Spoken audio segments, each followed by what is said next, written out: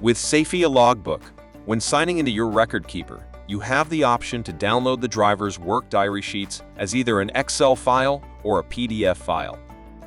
To do this, go to the Dates filter, choose the start and end date, and press on Download PDF. Once downloaded, you can open the file. The information in the PDF starts with the driver details, followed by the worksheets.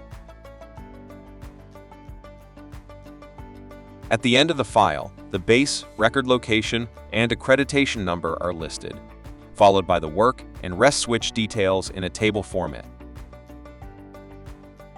And finally, the annotations. To download as an Excel file, simply press on Download CSV.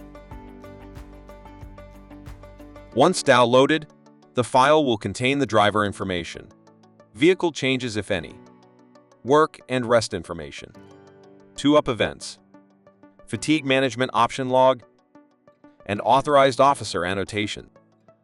You can also use the Excel export to calculate drivers' hours and kilometers if you're not subscribed to SAFEA Advanced Record Keeper View, or to audit the work and rest log if needed.